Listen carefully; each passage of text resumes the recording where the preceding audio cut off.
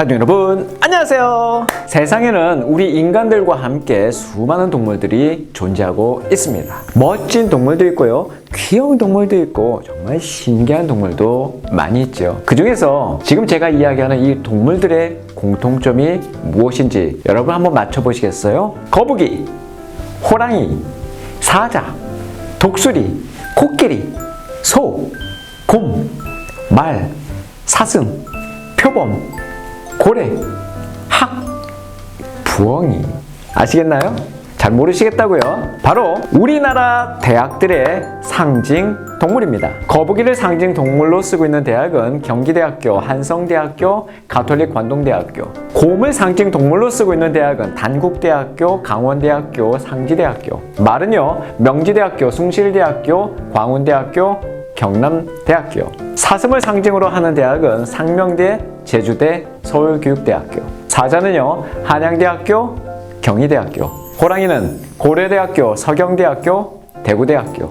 표범은 전북대, 동아대. 코끼리는 동국대. 고래는 부경대, 울산과학대. 소는요, 건국대, 홍익대.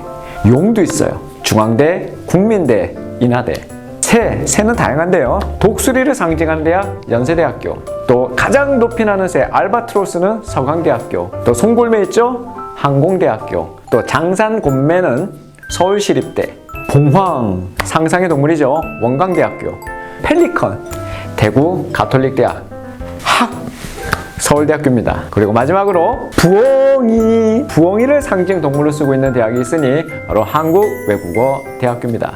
원래 이 한국 외대의 상징 동물은 비둘기였다고 해요. 그런데 2015년에 학생들을 대상으로 설문조사를 했는데 선정됐던 것이 바로 미네르바 여신과 그를 상징하는 동물 부엉이였다고 합니다. 부엉이는 의지와 지혜를 상징한다고 합니다. 부엉이처럼 우리말 동물 이름은 종종 울음소리에서 온 경우가 참 많이 있어요. 이른바 의성어 현상이죠. 언뜻 생각해도 뻐꾸기는 뻐꾸, 뻐꾸, 개구리는 개굴, 개굴, 그리고 부엉이 역시 부엉, 부엉 운다고 해서 붙여진 이름이에요.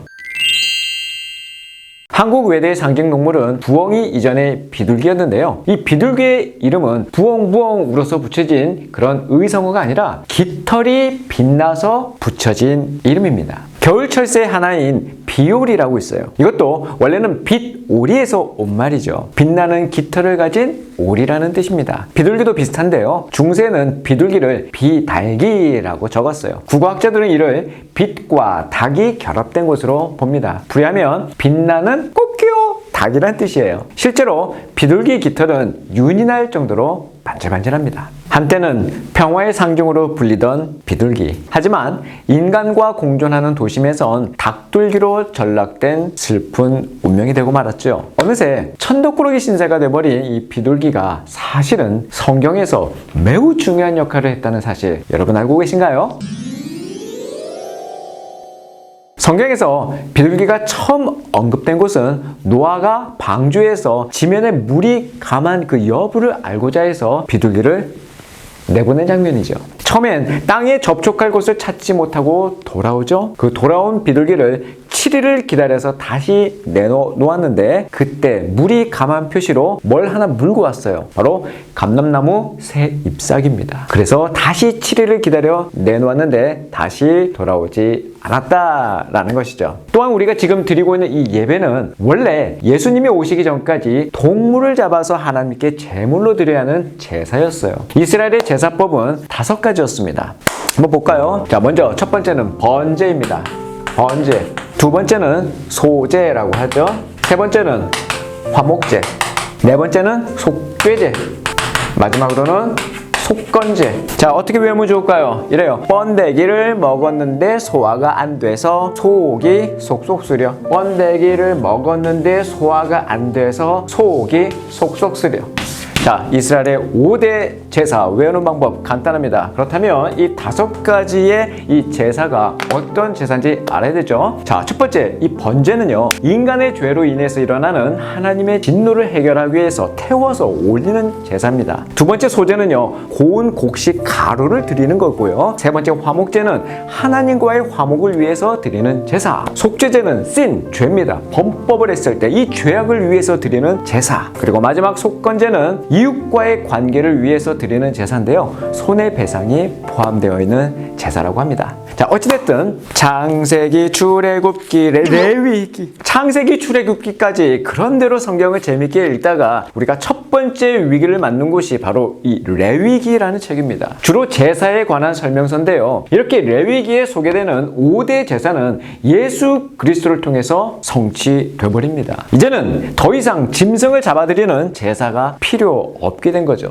더 이상 제단에서 동물의 피가 흐르지 않아도 됩니다. 이제는 단번에 완벽한 제물이 되셔서 십자가에서 값진 피를 흘려주신 우리 예수님을 바라보고 믿기만 하면 되는 거예요. 당시 제물은 주로 크기에 따라서 첫 번째는 가장 큰 크기 뭐죠? 소. 두 번째는 염소나 양, 중간이죠. 그리고 세 번째는 비둘기, 이 세 등급으로 나누었어요. 그 중에 비둘기를 제물로 바치는 내용을 보면 조금은 잔인할 정도로 매우 상세하게 묘사하고 있습니다. 레위기 1장 14절에서 17절까지 말씀입니다. 만일 여호와께 드리는 예물이 새의 번제이면 산비둘기나 집비둘기 새끼로 예물을 드릴 것이요, 제사장은 그것을 제단으로 가져다가 그것의 머리를 비틀어 끊고 제단 위에서 불사르고 피는 제단 곁에 흘릴 것이며, 그것의 모이 주머니와 그 더러운 것은 제거하여 제단 동쪽 재버리는 곳에 던지고, 또 그 날개자리에서 그 몸을 찢되 아주 찢지 말고 제사장이 그것을 제단 위에 불 위에 있는 나무 위에서 불살라 번제를 드릴지니 이는 화제라, 여호와께 향기로운 냄새니라.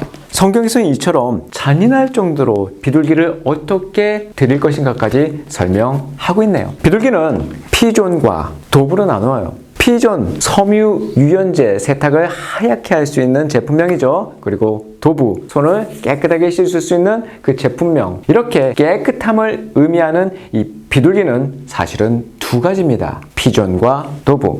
아무튼 이 둘은 같은 과에 속하고 생긴 것도 여러모로 비슷해 보이지만 서로 달라요. 사실 모든 한글 성경은 비둘기라고 번역하지만 영어 번역본은 피존과 도부를 확실히 구분하고 있습니다. 예수님께서 요한에게 세례를 받으실 때 성령께서 비둘기 같은 형체로 임하시죠. 누가복음 3장 21절에서 22절입니다. 백성이 다 세례를 받을새 예수도 세례를 받으시고 기도하실 때에 하늘이 열리며 성령이 비둘기 같은 형체로 그의 위에 강림하시더니 하늘로부터 소리가 나기를 너는 내 사랑하는 아들이라 내가 너를 기뻐하노라 하시니라. 만약 피존이 사람에게 내려와 머물렀다고 했다면 하나도 특별하거나 이상할 것이 없었을 겁니다. 왜냐하면 피존은 사람을 두려워하지 않고 광장이나 공원에 모여서 시끄럽게 구구구 하면서 지저분하게 돌아다니는 비둘기이기 때문이에요. 하지만 중앙아시아 지역에서 주로 서식한다고 하는 이 산비둘기, 도부는 온유하고 부드럽고 순결함의 상징이에요. 예수님께서 세례 받으실 때 비둘기같이 임하셨다는 것은 피존이 아니라 바로 도부였다는 것입니다.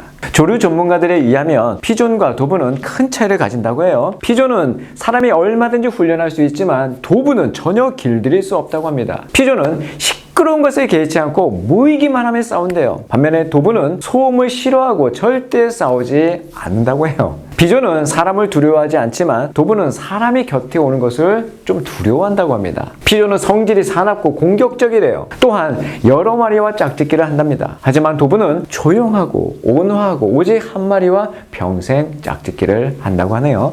겁이 많은 야생 조류이고 과민하기까지 한 이 도부는 절대 사람들이 많이 있는 도시에 날아오지 않는다고 합니다. 반면에 공원이나 광장에서 사람들이 주는 모이를 주워 먹고 지저분한 환경에 잘 적응하는 이 피존은 성령의 상징으로 쓸 수는 없는 것이죠. 사랑과 평화의 상징이던 이 비둘기가 요즘에는 골칫덩이 취급을 받고 있네요. 쓰레기를 뒤지며 이것저것 주워 먹어서 잘 날지 못할 만큼 살이 피둥피둥 쪘다는 의미로 닭둘기 혹은 배설물과 깃털로 각종 세균을 옮길 수 있다는 뜻에서 쥐둘기라는 별명까지 생겼을 정도입니다. 이런 엽기적인 별명을 넘어서 비둘기는 이제 법적으로도 해로운 동물로 지정되었어요. 2019년 환경부는 집비둘기를 유해 야생동물로 규정하는 야생동물보호법 시행규칙 개정안을 내놓았습니다. 한때는 사랑과 평화의 상징이었던 이 비둘기가 이제는 사람들에게 유해한 존재가 되었다니 인간의 삶에 방해가 된다고 해서 우리는 쉽게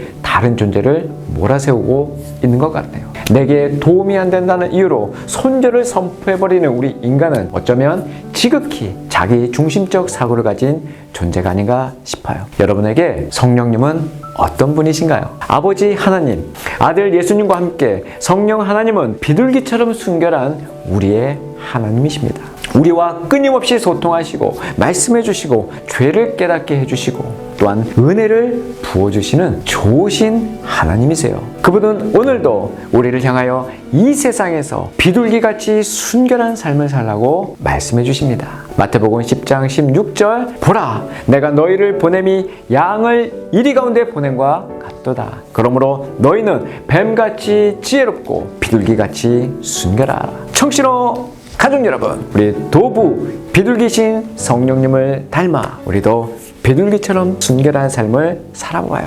다음 시간에 만나요.